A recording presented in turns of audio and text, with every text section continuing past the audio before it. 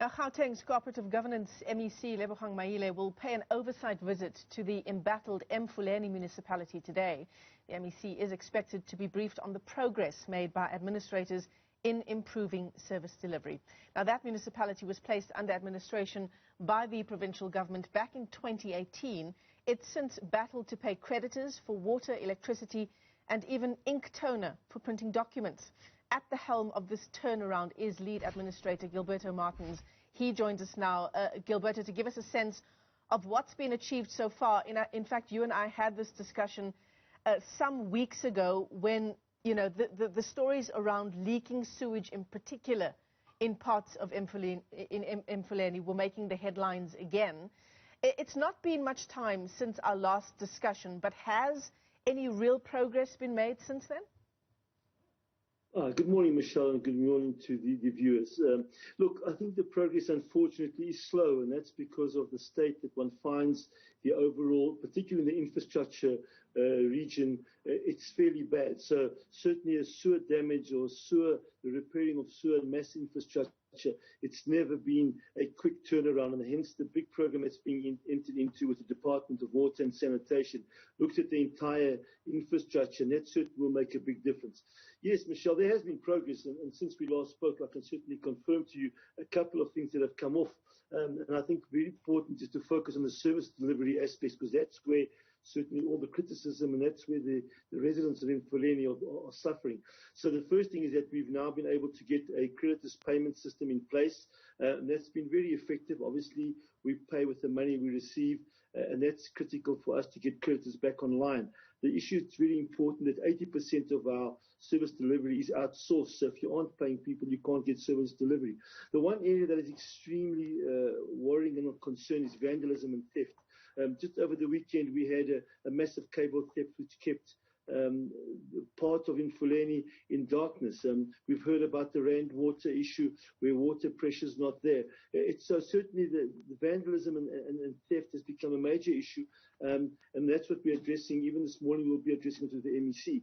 From the MEC's point of view, there are areas which are clear and have done certainly at 100% achievements. For example, our supply chain management, all the committees are functioning, and we're able to appoint an award. So there are certain areas that are way ahead. Some have fallen behind, not because of lack of trying, but certainly the lack of finances does not facilitate an easy intervention. Yeah.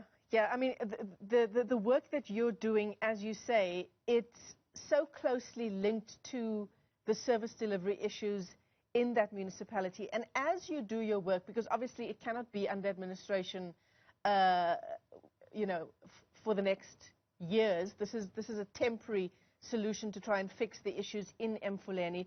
Are municipal officials working quite closely with administrators such as yourself, Gilberto? Well, the COVID-19 has not helped us because obviously through the pandemic, what's happened is obviously there are shift systems. There are obviously people that are not coming to work. People are working off-site. But certainly in the three areas of the financial area, the SCM area, and the service delivery, we work very closely with officials because when we leave, they will remain behind. So, for example, on this weekend, certainly the officials had to work very closely with us while we were repairing the damage of the stolen cable. So we're working closely with them. And the intention is very clear. We cannot be seen as a threat. We're there to certainly assist and participate, and once we leave, the municipality should be up and running in line with the requirements. Your message again for residents in that municipality, because that's what it comes down to, you know, the daily lives of people in Emfuleni. What can you tell them about the months and years ahead? Well, the first thing is that their patience, and at times it does wear thin, but one understands it because, as an example, as we were patching up and finishing off the cable theft that had happened on Friday at about 2 o'clock, at the same time we got tipped off there was another massive cable theft going on about 2.5 kilometers away. So the communities are very vigilant, and this is important to us. We also are requesting them to make sure that if they see anything that they think it's not right, they should get hold of us. At times they can't get hold of numbers at the municipality because we also have other challenges there, but they've got contact numbers of the administrators. But to the community, I said it before, I think to say thank you. They are understanding in very, very difficult situations because you've got water at 9 o'clock in the morning, you don't have water at 11, and you get it at 2, you don't have it at 4. And those are the issues that certainly make the lives of the communities very, very difficult. But in some areas where the successes have been, we need them more, we need them quicker. But for the communities of Emfuleni, it is a patience, and unfortunately, it's a difficult one because these are basic services that they're used to. I want you to respond, Gilberto, to some criticism around the work being done by administrators in Emfuleni. The DA's leader in that municipality talking about administrators actually doing more harm than good, which is why it's taking so long to turn the situation around in Emfuleni. One allegation is that administrators are doing business with the municipality in their personal capacity and that they are prioritizing payments to their own companies. Look, that is certainly a great concern when a leader makes that kind of a statement, when we have been completely public in exactly how payments are being done. Payments are not done by the administrators.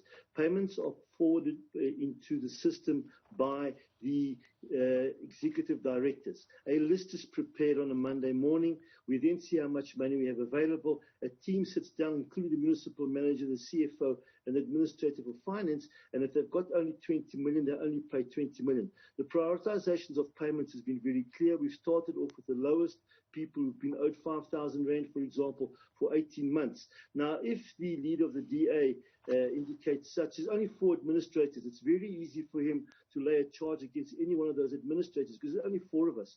There's not many more. If he's referring to people in administrators that sometimes gets confused as the officials, that's something further, but I can only speak on behalf of my administrators, and I certainly believe that it's all been transparent, the principles are all there, and the administrators take no decisions. They are combined decisions that are taken with the municipal manager, the CFO, and then the creditors list. We have a creditors list of 178 creditors, totaling about 350 million. Now, we never have 350 million to pay. We have 30 million here, 20 million there. And once you've taken out salaries and the big bulk suppliers, you're down to 10 or 15 million. And that's what we pay on a weekly basis. And that process has been going on since January. And certainly we've managed to clean up the books, and we hope to have the book entirely cleaned up by the end of May. So as it stands now, how much does the municipality owe to its suppliers in total?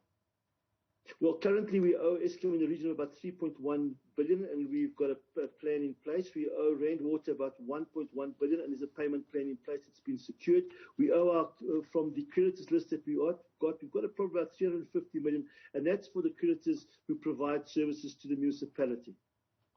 Gilberto Martins, big job ahead there in Emfuleni. Thanks for your time this morning. And of course, that's a developing story that will continuing as the Cooperative Governance MEC in Gauteng, Lebogang Maile, pays that oversight visit to the municipality today. Of course, residents there will be wanting to know what is the way forward in getting service delivery back on track.